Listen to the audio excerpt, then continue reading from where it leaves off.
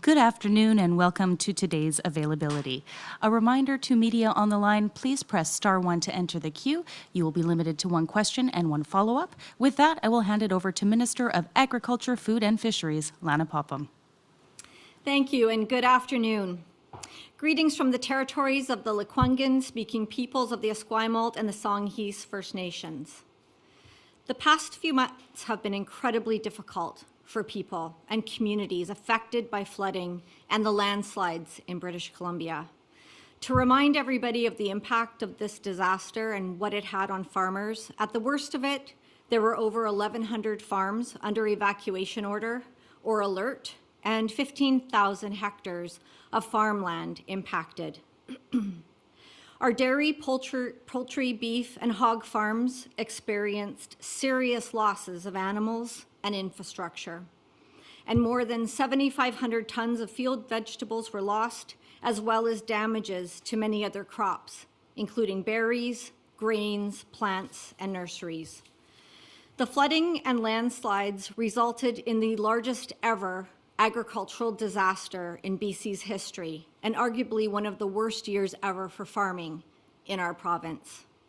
The flooding followed the unprecedented challenges of a multi-year global pandemic and destructive climate change-related weather events, including wildfires, drought, and heat waves. But despite these challenges, BC farmers demonstrated a resilience and a commitment to recover that inspired all of us. And their spirit demonstrates the need that we have, the responsibility that we have to help farmers and our food system recover. The BC government has been working with our federal counterparts and local leaders to help our province build back better, and this announcement is part of that. I would like to take this opportunity to thank my federal colleague, Minister Bibeau, for visiting BC and for touring in December, and for all the hard work and effort that was required to develop this joint response to help BC farmers in their recovery. From the Sumas Prairie in Abbotsford to Merritt to Princeton, as the waters rose, losses were incurred and farmers' hearts were broken. We're responding today with a program that delivers the greatest amount of financial support of its kind in BC's history. With $228 million in provincial and federal funding, we're helping farmers get their businesses back on track, as well as supporting our food security and our food economy. The funding will cover expenses in 4 main areas that are not covered by existing government programs or private insurance. The first category is returning flood-impacted land and buildings to a safe environment for agricultural production. The second is the loss of perennial plants not raised for resale, like blueberry plants. Other categories include expenses relating to the repair of uninsurable farm infrastructure and costs for animal welfare, such as replacement feed, livestock transportation, and veterinary care. This program wouldn't have been made possible without the input and support of many BC farmers and farming organizations. We worked with them at each step of the way to make sure this response will work for farmers in combination with our crop insurance and income protection programs. They have told us that this will help them get back on track. During our meetings and phone calls, myself, Minister Bibeau, and many government employees heard from every sector that experienced severe losses. Developing a comprehensive response that would work for all of them was complicated, but together we feel that we have landed in a good place. I'd like to thank from the bottom of my heart all the farmers and associations who contributed ideas and input to this package. We really couldn't have done it without you. My ministry staff were on the ground throughout this emergency, listening to farmers who needed help and doing their very best to deliver it. My staff are still here, and they're ready to help with this next step. My ministry will be available to help applicants through this process, and we will provide supports in both English and Punjabi, making sure all applicants have the attention they need to move things as fast as possible. I'd like to thank all the farmers and food producers for their resilience, their dedication, and their patience as we develop this recovery response. We know how hard it's been on you, your families, and your communities. When I was reporting out on the flood situation in November and December, I was able to share many of your stories with British Columbians. The stories I shared were a glimpse into a world that many knew nothing of, and it was a glance into a community that many fell in love with. The caring, the sharing, and the bravery you showed made all of us extremely proud, and British Columbians understand that the best way that they can help is to continue to buy BC. Thank you very much. I'd like to now invite Minister Bibeau.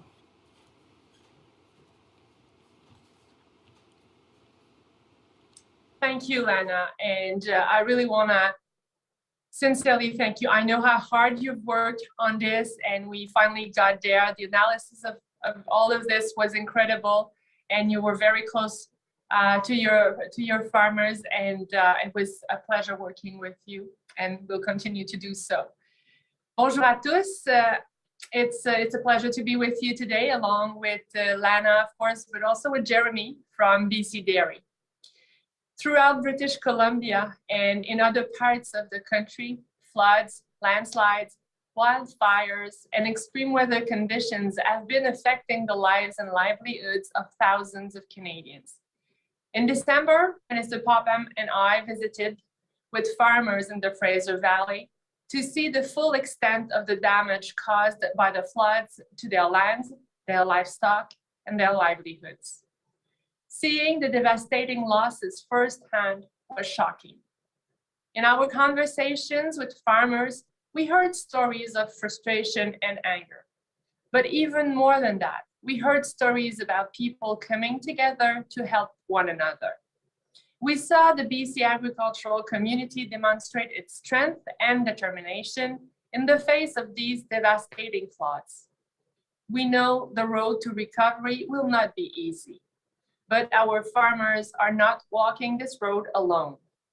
From day one of this disaster, we have been working shoulder to shoulder, governments and farmers, to assess the extent of the damage and to get our farmers the financial support they need to get back on their feet. Depuis le premier jour de cette catastrophe climatique, nous avons tous mis l'épaule à la roue. Le gouvernement provincial et fédéral, les producteurs et productrices agricoles, pour évaluer l'étendue des dommages et pour leur offrir le soutien financier dont ils ont besoin pour rebondir rapidement. So today, we are announcing that BC farmers who suffered extraordinary damages in last year's devastating floods will have access to up to $228 million in federal provincial government support to help their farms return to production and support British Columbia's food security and agricultural communities in the years ahead. Aujourd'hui, la ministre Popham et moi annonçons jusqu'à 228 millions de dollars en soutien financier à coût partagé entre le gouvernement fédéral et le gouvernement provincial pour que les entrepreneurs agricoles puissent retomber sur leurs pieds à la suite de l'inondation historique qui a frappé la Colombie-Britannique. Le programme Agri-Relance et ceux découlant des accords d'aide financière en cas de catastrophe seront administrés par le gouvernement de la Colombie-Britannique. This program will be delivered by the government of British Columbia by leveraging the federal government's agri-recovery framework and disaster financial assistance arrangements.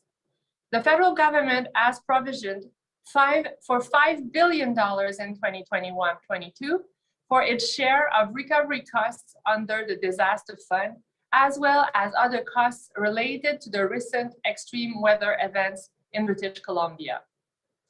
The funding we are announcing today will help farmers with expenses such as cleanup, repair, and restoration of lands, barns, fences, and other infrastructure, animal welfare, including replacement feed and veterinary care, and assistance to help restore perennial plants.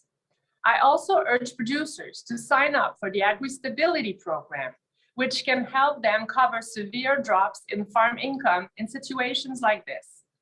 Farmers can sign up late for the 2021 program, so they can still take advantage of the income support.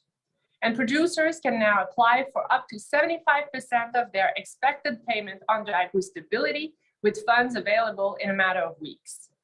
Insured producers can also make claims under agri-insurance, which insures crops against losses due to weather.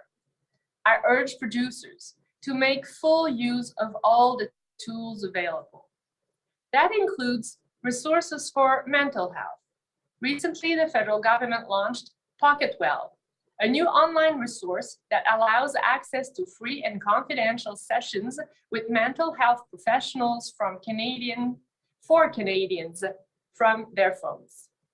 This new tool is one of the many ways people across the country can access online mental health resources and track aspects of their mental well-being. Beyond immediate aid to recover from this crisis, we will continue to invest to help farmers to strengthen their resilience to climate change. Farmers are on the front lines of climate change.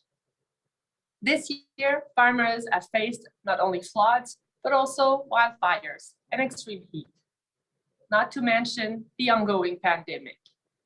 Les agricultrices et les agriculteurs sont les premiers à subir les effets dévastateurs des changements climatiques.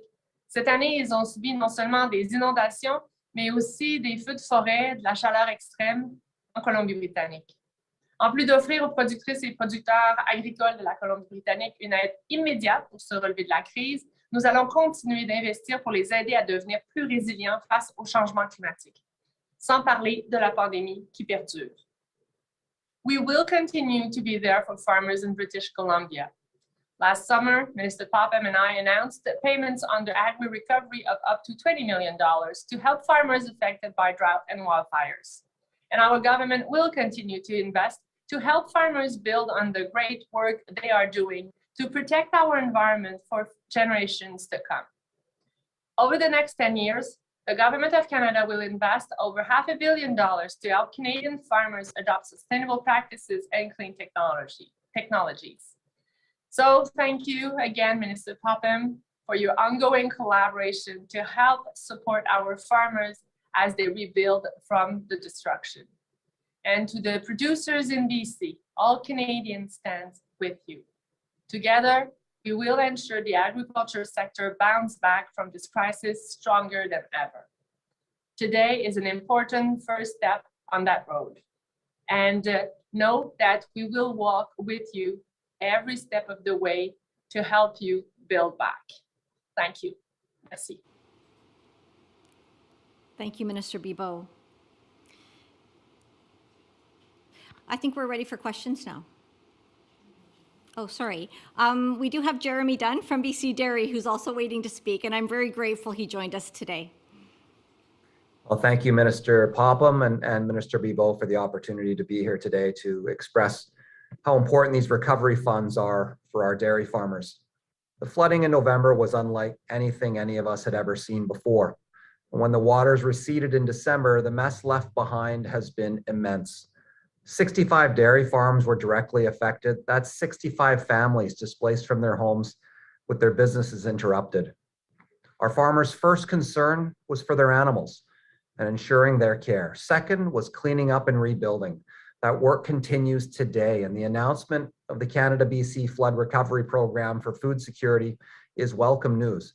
Farmers are used to being the ones who help, who provide for others.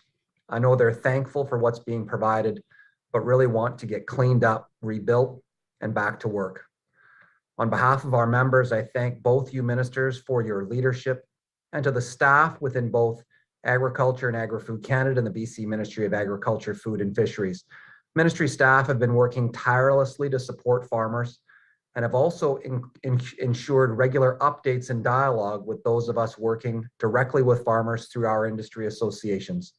That engagement work has continued through developing this recovery package. I can't thank the ministry staff enough for the time and care and attention they've put on this for the last many months, and I know will going forward. Finally, we look forward to working with both you ministers and the staff within your ministry to support our farmers in the weeks and months ahead. We know that recovery will be challenging, but we do know our farmers are committed to helping to feed British Columbians and moving forward. Thank you very much for having me here today, and thank you for announcing this package. Thank you, Jeremy. You've been an amazing leader in a time of crisis. Prepared to take your questions. A reminder to reporters on the line, please press *1 to enter the queue. You'll be limited to one question and one follow-up. Our first question today comes from Justine Hunter, Globe and Mail. Hi, thank you. Minister Popham, can you give me an idea of the total losses to the agriculture sector from the November storm? So farm income, productive assets, what is the overall damage? We have been getting estimates. We've been working with private insurance companies and having assessors out, and we believe that it is about $285 million. Have a follow-up, Justine. Yeah, thank you. Can you tell me how much aid is being delivered to farmers so far and how long it will take to actually get that $228 million in aid into the hands of farmers and ranchers? Thanks, Justine. So there has been ad hoc programs developed from the beginning of the floods, and so there has been money dispersed that way, but we really need to have the portal opened, which opened today for this particular program, to get more and more substantial money moving. But I might ask Jeremy to comment on the program that was for feed from a dairy perspective. Oh, thank you, Minister. The ministry made available $1 million for feed suppliers for dairy feed and over that amount for the poultry sector. Those funds are flowing into the sector now. That money was made available immediately. It was critically important to keep the costs of feed ingredients down for our dairy farmers and other farmers that were impacted right away. And thank you, Minister, and to your staff for having those funds flow right away. It was critically important in that immediate time of need to have that. Question goes to Lisa Eusda, City News. Hi there. I'm just wondering, and perhaps Minister Popham, you could talk about this. So for farmers who are out there listening to this, how do they get this money? How do they apply for these things that aren't covered for their insurance? What is the process like, and how quickly will it be till this money gets in their pockets? Thank you. So we're making it as easy as we can for farmers to get into the system and get their applications going. Some farmers have applied for a DFA program. We know that there's about, I think, 120 farms that have done that. That information was transferred to my ministry last week, and so the folks that have already applied for DFA will be getting calls over the next couple days from my staff. For farmers who have not applied that way, the portal will be open. You can go directly onto it today, giving some basic information, and then my staff will work one-on-one with each particular farm to make sure that they're getting the money out as soon as possible. But we know that we've been preparing this for this moment in the ministry. We know farmers need support as quickly as possible, and so we actually have over 20 people on standby to start moving those applications now. Lisa, do you have a follow-up? Yes, and I think you told Justine there's $285 million was the loss. This is $228 million. What kind of, and 1,100 farms, so I'm just wondering, like, per farm, is there a certain amount they can expect to get? How quickly will this $228 million go out? Is it over a couple of months, or is this over a year kind of period? So two questions that I'm putting in there. How long will it take for the $228 million to be dispensed out? And sort of what ballpark is each farm looking at that they might receive? So that's a complicated answer, but I'm going to give you my best shot. So there are, every farm is going to be treated differently because every farm has its own circumstances. And so to be able to give a number on averages per farm, we don't have that information yet. But we also know that there are some very desperate situations right now and farmers need cash now.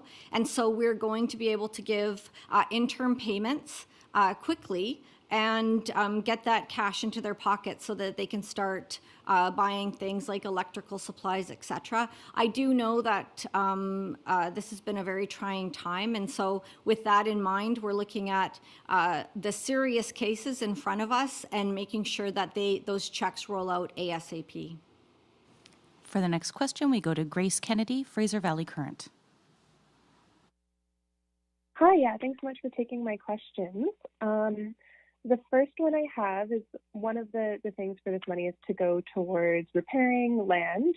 So I wanted to see what we know about the contamination of the soil on Sumas Prairie, and if there are any plans for governments to get involved with remediation of the soil if that's necessary. Thank you for the question. So we have started the assessments on the soils.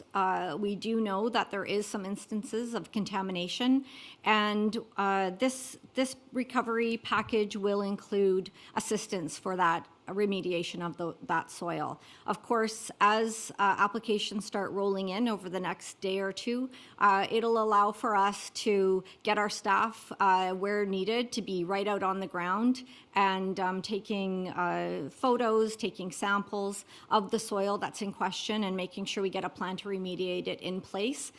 The thing is with agriculture is that BC is one of the first provinces to get growing. We have warmer climates here, and we have obviously sectors like dairy that are working every month of the year, but we have perennial crops that are in the ground that are starting to sprout. I think this warm weather over the last few days is pushing that, and so we want to make sure that farmers, they know where they're going this year and they know what they need to do, and we're going to be with them every step of the way. Grace, do you have a follow-up? I do, yeah, because one of the things we've looked at the current is sort of the American Floodway Plan, and I know Canada's a different beast with the Agricultural Land Reserve and things like that in Sumas Prairie. But do you think maybe the province and the feds should be looking at restricting some sort of building in this area, particularly when it comes to livestock barns, given the amount of deaths that we saw during those disasters? Thank you for the question. I think that's part of a larger conversation. Farmers are still assessing what they want to do with their futures. And so we do have a federal government working group where we're discussing bigger issues like that. But maybe Minister Bibeau would also like to weigh in on that. It's a conversation that both the federal and provincial government would be thinking about. You're right. Our working group with our other colleagues, we're looking at different issues more widely, and even at a certain point, the more local government might be also involved in such thinking about the occupation of the land. For the next question, we go to Peter Mitham, Country Life. Good afternoon, ministers. I'm sure you're pleased to have this announcement out now. I know you'd planned to have it out by the end of January, but a lot of calculations here, and so I'm just kind of curious again, like the other reporters. The damage to agriculture is apparently pegged at $285 million, but I know some estimates, preliminary estimates from the dairy sector, had put that at between $100 and $500 million for their sector alone. And so I'm just looking for a finer number on how the $228 million announced today meshes with the allocations from disaster financial assistance, which I think the Minister Bibeau had said would be drawing on $5 billion from the federal government, and then the crop and income protection programs. How much money are we actually talking about here that are going to support farmers? And of course, this government support is on top of the private sector fundraising initiatives. Thank you, Peter. It's nice to hear your voice. I hope you're doing well. So the figures that we came up with is we assessed what types of programs were already available between cost sharing, federal, provincial programs. Some farmers have private insurance, different sectors access different kinds of insurance there as well. So we looked at the gap, and the number that we came up with was $228 million that would be there to help farmers get back up on their feet. But as far as how much agriculture is getting overall, in general, that's not a question I can answer for you now, but I do know that Canadians and British Columbians want to make sure that their food security is protected, and they want to know that farmers are there providing food for them. And so we feel very good about the agreement that we came up with for this particular announcement, and it's going to take a lot of work for farmers to be able to rebuild, but it's also going to take a continued partnership between our two governments and local government to make sure that these farmers are building back in a better way and making sure that Canadians and British Columbians are fed. Peter, do you have a follow-up? Sure. Thanks for the answer. And then I guess the other interesting question is, what's the geographic reach of this program? Because there was the mention to the agri-recovery program for wildfire and drought, but farms beyond the Fraser Valley and Sumas Prairie have been affected by this. So what are the criteria for applications and again the geographic reaches? Would farmers up in Merritt and along Highway 8 be eligible? Absolutely. This program includes any farmers or agricultural operations that were affected by the floods or landslides. Previously, Minister Bibeau and I announced help for farmers who were affected by wildfires in the summer, and that's a separate program. For the next question, we go to Karen Davidson, the grower. Good afternoon. This is a question for Minister Popham, and it is a bit of a follow-up to the question that Grace asked from the Fraser Valley Current. I'd like to know a little bit more about what is covered in terms of the loss of perennials. You talked in some detail about soil remediation, but is there a category for rootstock, for instance, for replacing blueberries that have been lost? Thank you. And so I think you're talking about plants that will be used. So are you talking about the nursery stock for blueberries? Yes. Oh, okay. Yes. So some of the blueberries will, they will not have survived the flooding. They'll have root rot likely. So does your program on the plank of the, mitigating the losses of perennials, will that include the ability of farmers to buy nursery stock to replace what's been lost? Yes, it will. And in fact, there's also a category that will help nurseries recover. There's been a lot of loss in the Fraser Valley as far as nurseries that are growing rootstock, berry stock, etc. for farmers. There's going to be a lot of demand on those plants as well. And so we understand that the support that we give to the horticulture sector, the nursery sector, will in turn help the farming sector recover.